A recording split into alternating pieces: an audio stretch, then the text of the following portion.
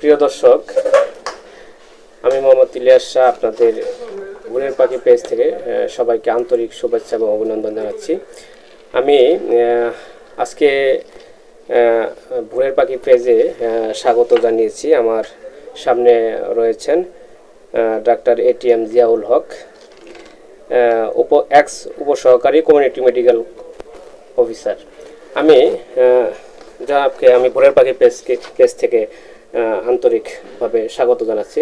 আসসালামু আলাইকুম। ওয়ালাইকুম আসসালাম। আচ্ছা জিয়াউল হক, আমি আপনার কাছে একটি বিষয় জানতে চাবো, সেটা হচ্ছে যে এখানে আমরা এই ধানুয়া কামালপুর বাজারে যে একটি অতি প্রাচীন একটি বট গাছ আমরা দেখতে পাচ্ছি। এই বট গাছটি কালের সাক্ষী হয়ে আজও দাঁড়িয়ে আছে। তো এই বট গাছের হিস্ট্রিটা যদি দর্শকদের উদ্দেশ্যে বলেন সংক্ষেপে। এই বট গাছটা অতি প্রাচীন, অনেক আগের। তো আমার বয়স তখন 65। আমার 5 বছরের কাহিনী মনে আছে। তখন আমরা এখানে বসবাস করি। এই বট গাছ সংলগ্ন আমাদের বাসা। তো তখন যে অবস্থায় এই গাছটা আমি দেখেছি, আজও একই অবস্থায় দাঁড়িয়ে আছে গাছটা। এত বছর পরেও আনুমানিকভাবে বলা যেতে পারে এর বয়স শুধু 100 নয়, তারও বেশি। 150 বছর হবে বা কত হবে, এতে এইরকম পরিমাণ লোকের আগে আর নাই যারা বলতে পারবে। বহু পুরাতন গাছ। তো গাছটা এখনো এইভাবে রয়ে গেছে।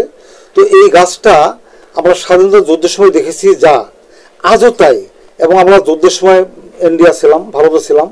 যুদ্ধ শেষে যখন আমরা বাংলাদেশে আসার পরে দেখি এই গাছের গায়ে অসংখ্য গুলির চিহ্ন, অনেক গুলির চিহ্ন গর্ত ছিল। আজকে ধীরে ধীরে অবশ্য গাছের ছাল মোটা হয়ে পুরে উঠে বন্ধ হয়ে গেছে, গুলির চিহ্নগুলো দেখা যায় না। কিন্তু আরেকটা জিনিস আমরা লক্ষ্য করছিলাম, এই গাছের উঁচুতে, ওই উঁচুর ডালের মধ্যে একটা মাচা পাতানো ছিল। মাচা, যে মাচার উপর মানুষ বসে থাকতে পারতো, শুয়ে থাকতে পারতো, এরকম একটা মাচা। তো এটা পাক বাহিনী তাদের প্রয়োজনে তারা এটা করছিল, যুদ্ধ পরিচালনার জন্য তারা করছিল। এবং এই গাছের নিচেই, এই বট গাছের নিচে একটা বাংকার, আমরা যেখানে আছি, আমার সচক্ষে বাংকারটা দেখা, 10 ইঞ্চি ইটে গাছা বাংকার ছিল। যে বাংকারটা 10 ইঞ্চি গাছার পরে ওই উপরের দিকে বড় বড় গাছের গুঁড়ি, তারপর কয়েক ভাঁজ করে টিন, তারপর বালি, আবার বালির বস্তা, আবার গাছ, এইভাবে দিয়ে যে পাহাড়ের মতো চড়া করছিল, যেন বম্বে করার পরেও যেন ধ্বংস না। এরকম আপনার কাছে আমি আরেকটি বিষয় জানতে চাবো, যে এই যে আপনি বললেন যে যুদ্ধের সময় এই গাছের গায়ে অসংখ্য গুলির চিহ্ন রয়েছে, বা এখানে গুলিবিদ্ধ অবস্থায় অনেক ক্ষত রয়েছে গাছটিতে। আপনার বয়স তখন কত ছিল? তখন আমার বয়স ছিল, আমি তখন ক্লাস 8-এ, তাতে 13-14 বছর হবে এরকম আনুমানিক। আচ্ছা, এখন তো গাছটা দেখতে পাচ্ছি যে খুব মানে জরাশীর্ণ, বা আমার মনে হয় যে গাছটা রক্ষণাবেক্ষণের একটু প্রয়োজন মনে করছি। তো এই যে এই মুহূর্তে এই গাছটি যেহেতু একটি যুদ্ধের স্মৃতি বহন করে এবং কালের সাক্ষী বহন করে, ইতিপূর্বে এই যুদ্ধের পূর্বে এই গাছটি, এবং পাশাপাশি এই বাজারে ধানুয়া কামালপুরের বাজারে যে একটি ঐতিহ্য এই গাছটি বহন করে, তো এই বিষয়ে আপনি কি বলতে চান? তো এই ব্যাপারে আমার কথা হলো, এই গাছটাকে একটু সংরক্ষণ করা, গাছটার একটু যত্ন নেওয়া।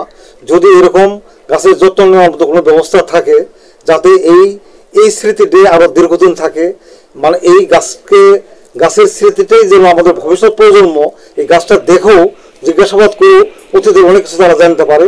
এই জন্য এটাকে সংরক্ষণ করলে ভালো হয়, যেন সহজে গাছটা ধ্বংস না হয়ে যায়।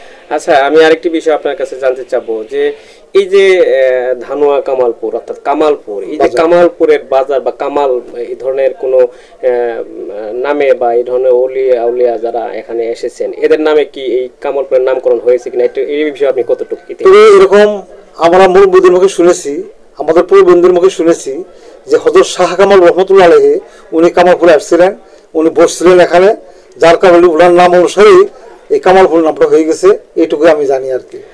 আচ্ছা, প্রিয় দর্শক, আপনারা শুনলেন যে এই যে অতি প্রাচীন বটগাছ, এই বটগাছকে কেন্দ্র করেই এখানে হযরত শাহ কামাল রহমতুল্লাহ আলাই তিনি এই জায়গায় বসেছিলেন এবং এই বট গাছকে কেন্দ্র করেই এখানে এই এলাকার যে বিভিন্ন ঐতিহ্যবাহী যে নিদর্শনগুলা রয়েছে এবং এখানকার যে যারা পূর্বপুরুষরা ছিলেন তারা কিন্তু এই বট গাছ তারাও দেখেছেন এবং তার যে প্রজন্ম ছিল তারাও দেখেছেন এবং তাদের যে পূর্বের প্রজন্ম ছিল তারাও কিন্তু এই গাছটা দেখেছেন এবং আজকেও এই গাছটা এখানে দণ্ডায়মান আছে এবং দাঁড়িয়ে আছে কালের সাক্ষী হিসেবে।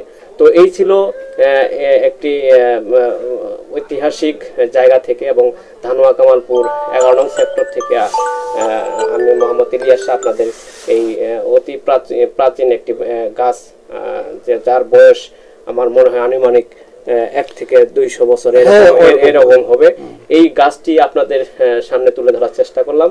ভোরের পাখি পেজ থেকে সবাইকে আন্তরিক ধন্যবাদ জানিয়ে আজকের মতো বিদায় নিচ্ছি। আসসালামু আলাইকুম।